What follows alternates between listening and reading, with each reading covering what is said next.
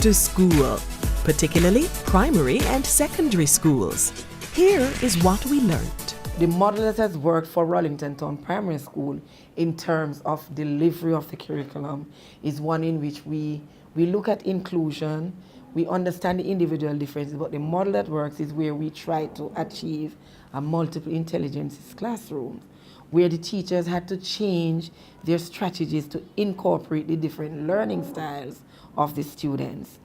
We realize that some students will learn by looking visually, but there are others who will learn by doing things with their hands, using manipulatives, some of them will learn by listening. So you can't just stick to one chalk and talk. One of the traditions that we had was that, you had a teacher who would remain in a particular grade for years. So you earned the title, grade 1 teacher, grade 5 teacher, grade 6 teacher. And so when I became principal, that's one of the things I changed. No teacher is pinned to any grade. We were trained at the primary level or the early childhood level. So if it's early childhood education, you can teach from grades 1 to 3. Show me what you can do. So I shifted teachers around very often, every year. So I tell people they are not in any safe position, but if you're primary trained, you should be able to teach from grades 1 to 6 with comfort and ease.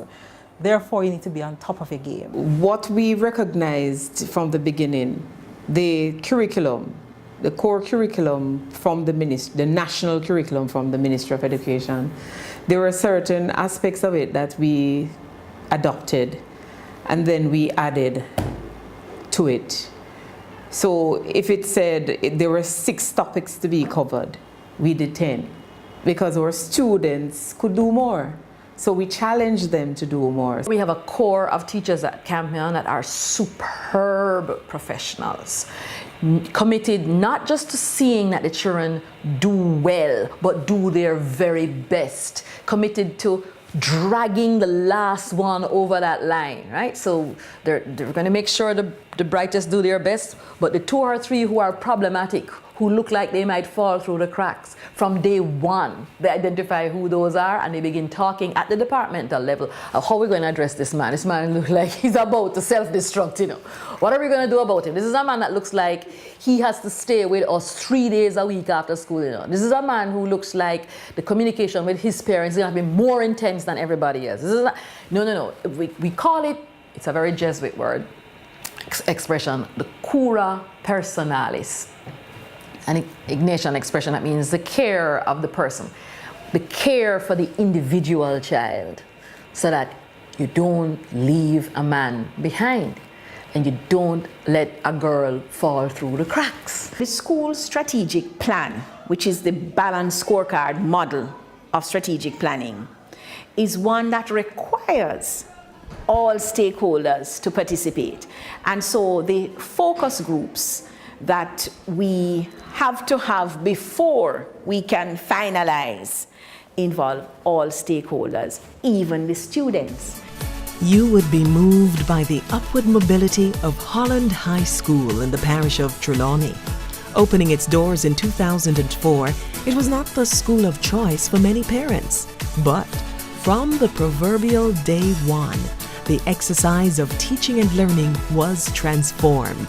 This non-traditional high school is an institution of high performance, like the Center of Excellence Belmont Academy in Westmoreland, both comparable to top-ranked traditional high schools. Every class has a mantra. Grade 7, it is reading to excel because of where we are coming from, and every child is a member of the school library.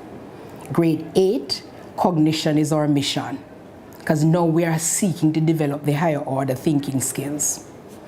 Grade 9, save our 9th graders. Not saving them because they're in trouble, saving them because of all the negative forces around. And we have to make sure that they do not fall prey. Grade 10, go for goal. And grade 11, success and mastery. Every teacher plays a role in my life. They tell me what to do, they encourage me, they talk about my grades, they give me advice. And if it wasn't for Holland High School, I would not be as confident as I am now. Off to school, as we said at the start.